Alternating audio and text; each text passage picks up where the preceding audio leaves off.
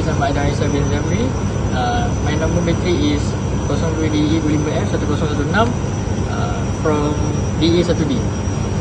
Ya. Assalamualaikum warahmatullahi wabarakatuh. My name is Muhammad Faizal bin Yusof. Matrix number 02DE25F1052 from DE1D. Assalamualaikum warahmatullahi wabarakatuh. My name is Muhammad Afzal Haikal bin Asmi. My matrix number is 02DE25F1088 from DE1D. Okay, today how to explain the celebration the multimeter and celebrate. Demonstrate the step-by-step produce for water, current and resistance. Assalamualaikum, saya akan membuat celebration multimeter dan kita akan menguji multimeter ni berfungsi atau tidak. Kita pergi kepada bus dan kita celebratekan dia. So ada bunyi, kalau ada bunyi bermaksud multimeter ini berfungsi. Dan kita pergi kepada 10 ohms ataupun 100, tak kisah mana-mana. Kita tancapkan dia, celebrate, dan kita ubahkan dia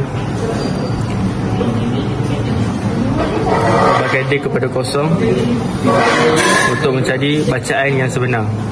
Selepas kita dah ubah kepada kosong, kita tancapkan dia dan mendapat bacaan resistor yang pertama. Tukar kepada 100 ohm dan kita celebrate lagi sekali dan ubahkan dia kepada kosong balik untuk cari bacaan yang lebih tepat. Dan selepas kita dah ubah, kita buat lagi sekali mengira bacaan resistor untuk ohm 100. Dah. Ini adalah contoh untuk kita mengira arus iaitu I total. So cara pasangan dia, positif power supply ke positif multimeter dan negatif power supply ke kaki 4 resistor. Dan ambil lagi satu klip, klip ke negatif multimeter ke kaki 1. Dan selepas kita selesai pasang, kita onkan power supply. Sebelum kita on power supply, kita ubahkan multimeter ke miliampere untuk mengira arus dan kita onkan power supply.